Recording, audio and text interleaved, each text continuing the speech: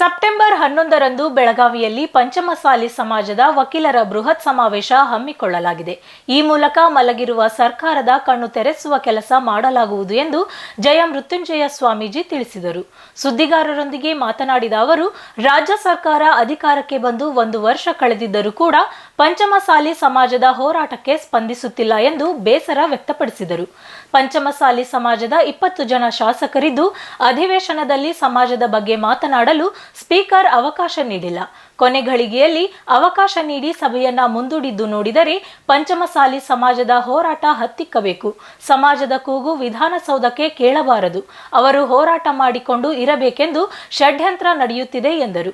ಪಂಚಮಸಾಲಿ ಸಮಾಜದ ಶಾಸಕರ ಗೆಲುವಿಗೆ ಪಂಚಮಸಾಲಿ ಹೋರಾಟ ಕಾರಣವಾಗಿದ್ದು, ನಿಮ್ಮ ಮೇಲೆ ಋಣ ಇದ್ದು ಸಮಾಜದ ಶಾಸಕರು ಸಿಎಂ ಮನೆ ಬಾಗಿಲಿಗೆ ಹೋಗಿ ಮೀಸಲಾತಿ ಕೇಳಿ, ಇಲ್ಲ ಎಂದರೆ ಹೋರಾಟಕ್ಕೆ ಧುಮುಕಿ ಎಂದು ಸ್ವಾಮೀಜಿ ಕರೆ ನೀಡಿದರು.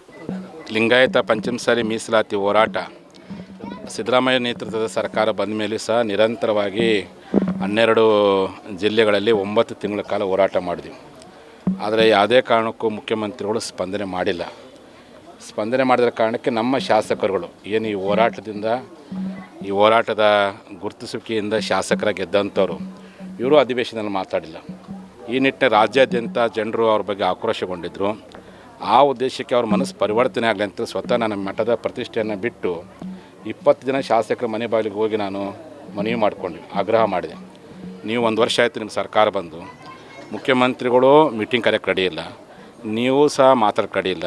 ಈ ಮುಂಗಾರದ ವಿಷಯ ನೀವೆಲ್ಲರೂ ಒಗ್ಗಟ್ಟ ಮಾತಾಡಬೇಕು, ಪಕ್ಷಾತೀತ ಮಾತಾಡಬೇಕು ಅಂತೇಳಿ ನಮ್ಮ ಕೂಗಿಗೆ ಹೋಗೊಟ್ಟು ಅವರೆಲ್ಲರೂ ಸ್ಪೀಕರಿಗೆ ಪತ್ರ ಬರೆದಿದ್ರು.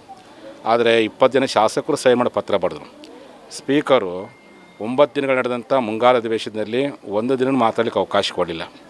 ಇದರಿಂದ ಏನಾಗುತ್ತಪ್ಪ ಅಂದರೆ ಉದ್ದೇಶಪೂರ್ವಕವಾಗಿ ಅವತ್ತು BJP ಸರ್ಕಾರದಲ್ಲಿದ್ದಂಥ ಸಂದರ್ಭದಲ್ಲಿ ಅಂದಿನ ಮುಖ್ಯಮಂತ್ರಿಯಾಗಿರ್ತಕ್ಕಂಥ ಬೊಮ್ಮಾಯಿಯವರಾಗಿರ್ಬೋದು, ಯಡಿಯೂರಪ್ಪನವರಾಗಿರ್ಬೋದು, ನಮ್ಮ ಶಾಸಕರ ಕೂಗಿಗೆ ಧ್ವನಿ ಕೊಡ್ತಾಯಿದ್ರು, ಅವಕಾಶ ಕೊಡ್ತಾಯಿದ್ರು.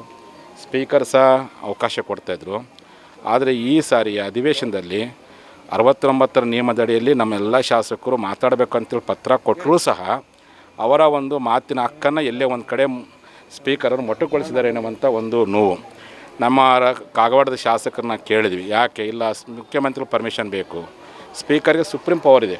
ಒಬ್ಬ ಶಾಸಕರ ಕೂಗನ್ನು ಕೇಳುವಂಥ ಅವಕಾಶ ಇದ್ದಾಗ ಸಹ ಮುಖ್ಯಮಂತ್ರಿಗಳ ಮೇಲೆ ಈ ರೀತಿಯಾಗಿ ಹೇಳೋದು ಸರಿಯಲ್ಲ ಅಂತ ತಿಳ್ಕೊಂಡು ಕೊನೆಗೆ ನಾನು ಬೆಂಗಳೂರಿನಲ್ಲಿ ನಮ್ಮೆಲ್ಲ ಸಮಾಜದ ವಕೀಲರ ಸಮಾವೇಶ ಮಾಡಿ ನಾನು ರಾಜ್ಯಪಾಲರಿಗೆ ದೂರನ್ನು ಕೊಟ್ಟೆ.